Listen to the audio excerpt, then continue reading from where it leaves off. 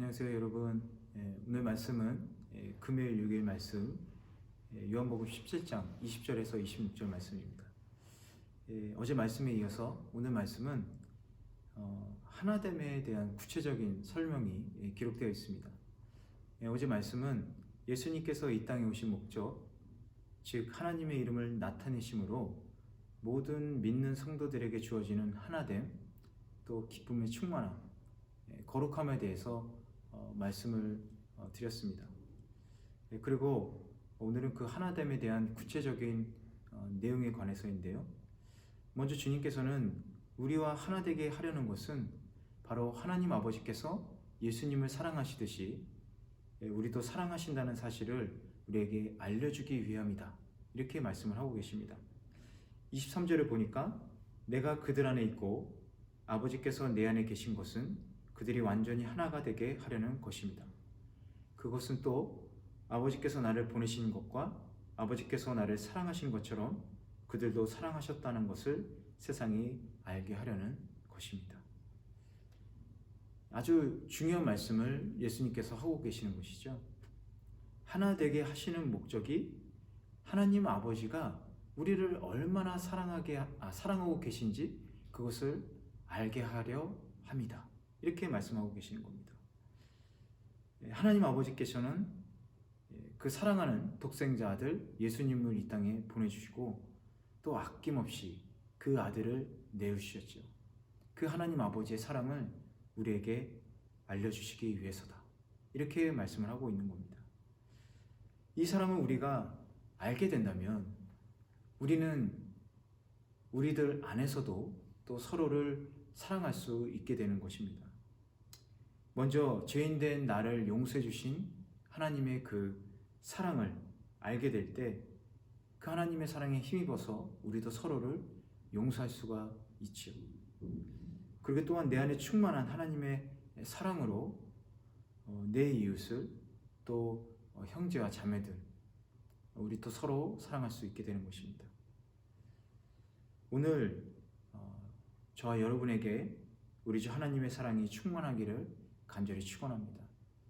우리의 힘으로, 우리의 사랑으로는 사람들을 사랑하고 또 용서하기는 어렵지만 하나님의 사랑에 힘이 된다면, 우리가 그 사랑을 알고 있다면 우리는 그 사람들을 사랑할 수 있게 되고 또 용서할 수 있을 것 같습니다. 오늘 이 시간 우리 하나님의 사랑을 알게 된 것처럼 우리가 사랑해야 할 사람이 누구인지 알게 해달라고 우리 성령님께 간구하시면 좋을 것 같습니다.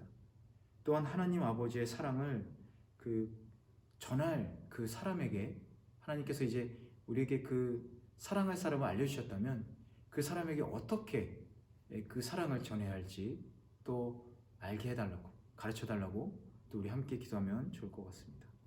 그리고 24절을 보니까 아버지여, 아버지께서 내게 주신 사람들이 내가 있는 곳에 나와 함께 있어 내 영광, 곧 아버지께서 세상이 창조되기 전부터 나를 사랑하셔서 내게 주신 영광을 그들도 보게 하소서, 이렇게 써 있습니다. 그래서 24절의 말씀은 하나 된다는 것, 그것은 하나님의 사랑을 알게 하는 것, 그리고 하나님의 영광을 우리들에게도 보게 하시기 위해서다 라는 것입니다. 그런데 중요한 것은 하나님 아버지의 영광을 우리가 보기 위해서는 우리가 그 고난에도 참여해야 된다, 이런 뜻이 있습니다. 예수님께서 제자 되는 조건을 세 가지를 말씀하셨는데, 첫 번째는 자기 부인, 두 번째는 자기 십자가를 지는 것, 그리고 세 번째 주를 따르는 것, 이렇게 말씀을 하셨습니다. 여기서 두 번째 자기 십자가를 진다는 것은 바로 고난을 의미한 것이죠. 여러분, 한 배에 10명의 사람들이 타 있다고 한번 생각해 보십시오. 그런데 폭풍을 만났습니다. 그 10명 중에 어떤 사람은 노를 젓기 위해서 열심히 노력을 하고, 또 어떤 사람은 키를 움직이기 위해서 열심히 일을 하고, 또 어떤 사람은 닷을 조정하기 위해서 열심히 일을 합니다. 그런데 아무것도 안 한 사람이 있다면 어떨까요? 배가 폭풍을 만났을 때 아주 힘든 상황에 처하겠죠. 10명이 힘을 합쳐도 살아날까 말까 한 그런 상황이 벌어지겠죠. 우리가 이제 하나님의 자녀가 되었다라는 것은 우리는 이제 한 배를 탔다라는 것입니다.